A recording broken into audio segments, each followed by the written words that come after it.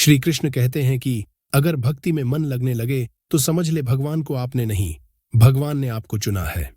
नमस्कार साथियों, स्वागत हमारे चैनल स्पिरिचुअल ज्ञान में।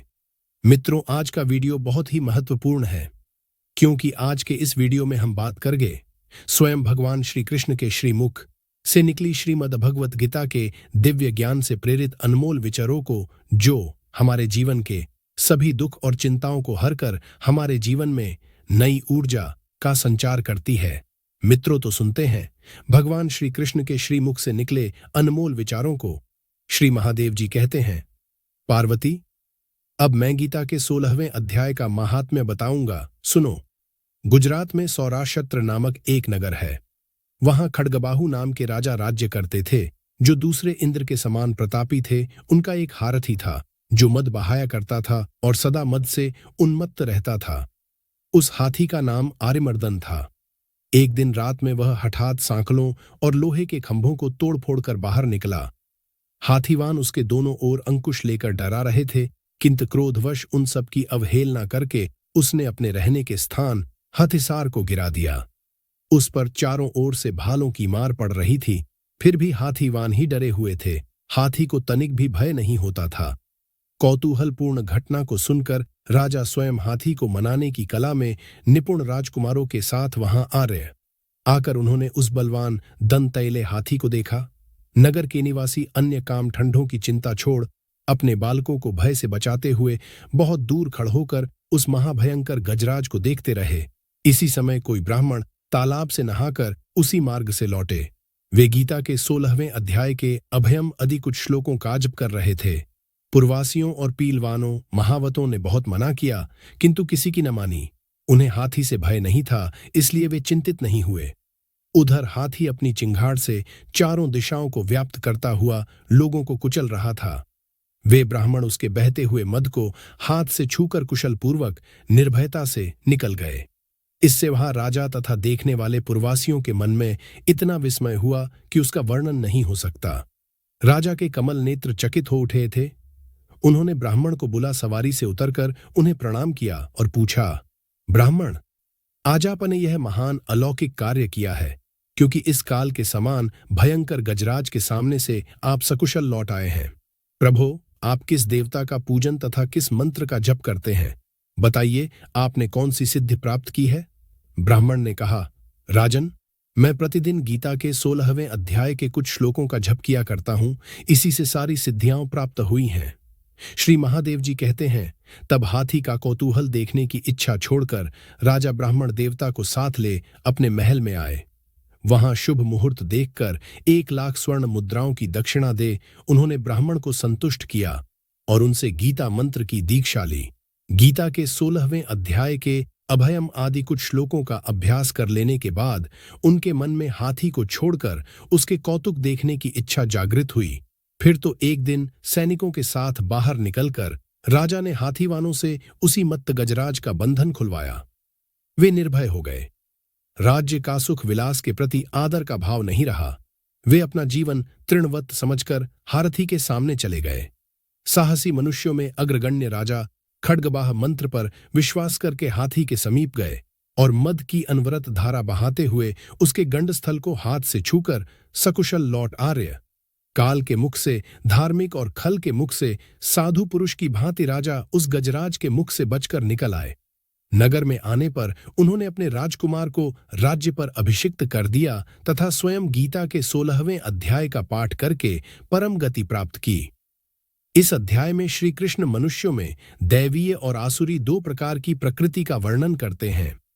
दैवीय गुण धार्मिक ग्रंथों के उपदेशों के अनुसरण, सत्वगुण को पोषित करने और आध्यात्मिक अभ्यास द्वारा मन को शुद्ध करने से विकसित होते हैं।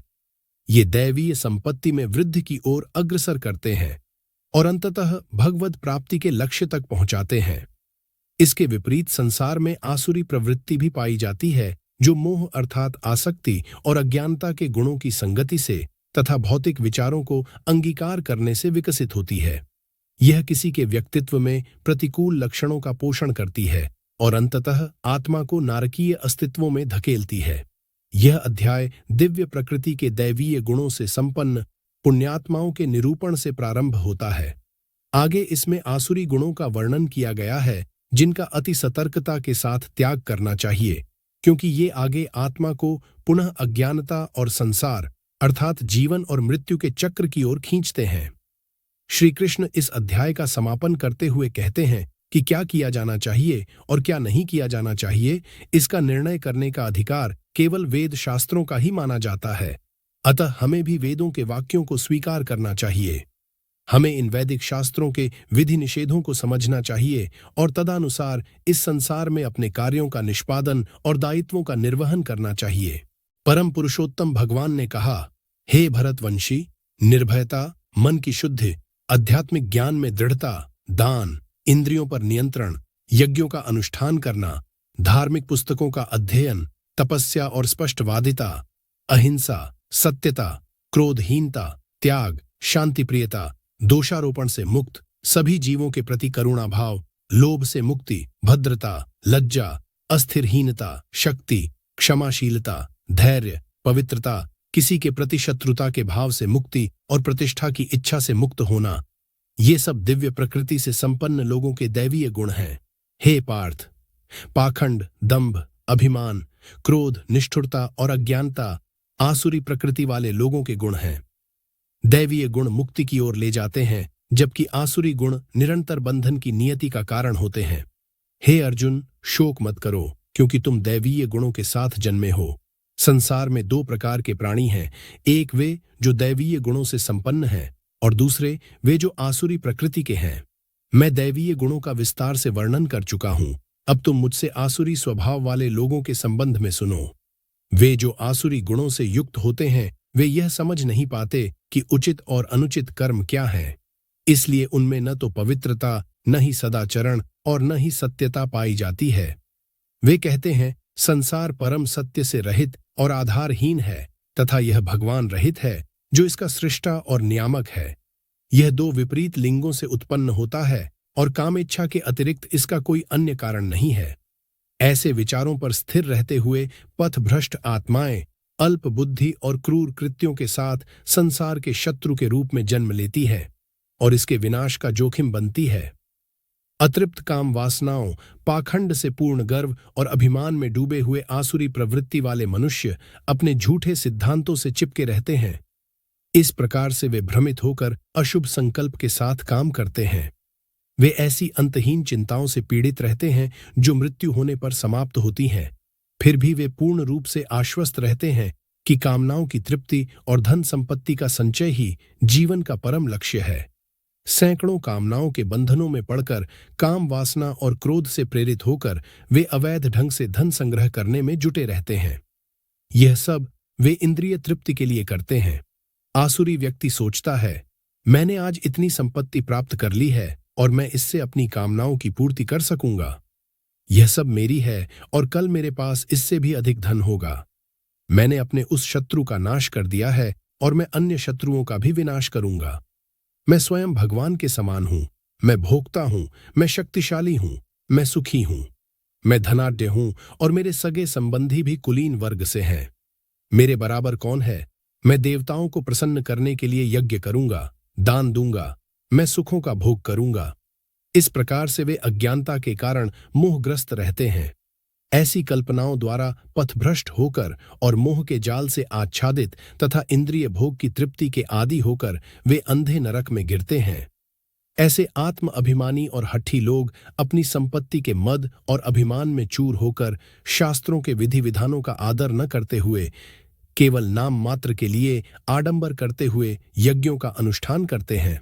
अहंकार, शक्ति, दंभ, कामना और क्रोध से अंधे असुर मनुष्य अपने शरीर के भीतर और अन्य लोगों के शरीरों के भीतर मेरी उपस्थिति की निंदा करते हैं।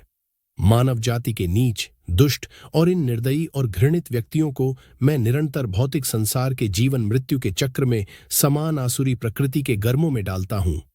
ये अज्ञानी आत्माएं बार बार आसुरी प्रकृति के गर्तों में जन्म लेती है। मुझ तक पहुंचने में असफल होने के कारण हे अर्जुन, वे शनैः शनैः अति अधम जीवन प्राप्त करते हैं। काम, क्रोध और लोभ जीवात्मा को आत्मविनाश के नरक की ओर ले जाने वाले 3 द्वार हैं, इसलिए सबको इनका त्याग करना चाहिए। जो अंधकार रूपी 3 द्वारों से मुक्त होते हैं, वे अपनी आत्मा के कल्याण के लिए चेष्टा करते हैं और इस प्रकार से परम लक्ष्य को प्राप्त करते हैं। वे जो इच्छाओं के आवेग के अंतर्गत कर्म करते हैं और शास्त्रों के विधि निषेधों को ठुकराते हैं, वे न तो पूर्णता प्राप्त करते हैं और न ही जीवन में परम लक्ष्य की प्राप्ति करते हैं।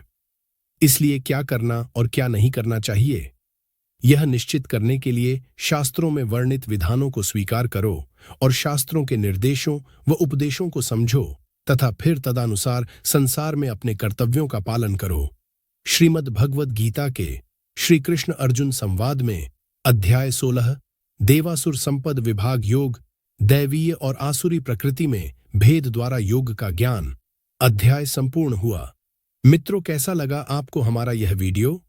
अच्छा लगा हो हमें जरूर बताएं और अपने दोस्तों के साथ भी शेयर करें। हम आपको बहुमूल्य जानकारियां उपलब्ध कराने के लिए समर्पित है। हम अपने इस कार्य में उनके समर्थन और सुझाव की अपेक्षा करते हैं ताकि हमारा यह प्रयास और बेहतर हो सके। मित्रों, आज बस इतना ही, मिलते हैं फिर एक नए वीडियो के साथ। तब तक के लिए धन्यवाद। जय श्री कृष्ण।